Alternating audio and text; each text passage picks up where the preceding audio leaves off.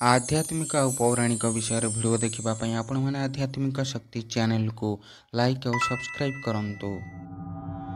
मृत्यु पर कौन मनीष से मनीष जन्म पाई थाए ना अन्य किछि जन्म पाई थाए? दर्शक बंधु आपण मैंने कौन भावुंट मृत्यु पर कौन मनीष पुणी से मनीष जन्म पाई थाए ना आउ किछि जन्म पाई थाए? ताहा आपण मैंने आमको कमेंट करी जणांतु।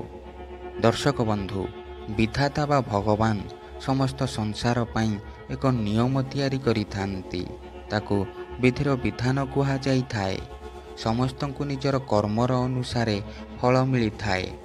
सुकर्म कले सुफल मिली थाए एवं कुकर्म कले कुफल मिली थाए। मनीष जदि कौनसी कामना मन भितरे रखी कौनसी कर्म करि थाए ताकू ताहार कर्मर फल मिली थाए। गीतारे लेखा अछि जो माने कर्म फल रे आशा रखी कर्म करिथांती सेमानकु मृत्यु पर पुणी जन्म नेबाकू पड़ी थाए आउ सेही कर्मर फल को भोगिबाकू पड़ी थाए। तेणु से पुणी एही संसार रे जन्म लाभ करिथांती। जदि केउ मनुष्य भल कर्म करि थाए ताहाले ताकू मनीष जन्म मिली थाए।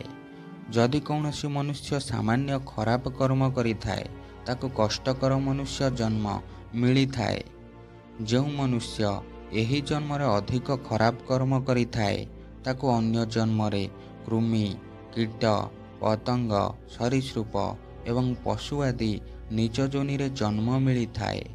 जो मनुष्य माने कर्म फलर आशा न रखी कर्म करिथांती एवं ईश्वरंक आराधना करुथांती तांकर समस्त कर्म ईश्वरंक अर्पित होई जाई थाए आउ सेमाने जन्म बंधनरु मुक्त होई जाई थांती।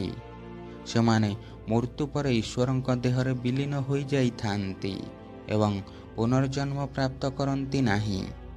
मनीष मृत्यु परे केउ जन्म पाइब ताहार कौनसी माने नाही। से मृत्यु परे पशु सरीसृप कृमि कीट आदि जन्म मध्य होई पारे। तेणु मृत्यु पर मनीष केउ जन्म पाइब ताहा केवल ताहार कर्म ही निर्धारण करिथाए।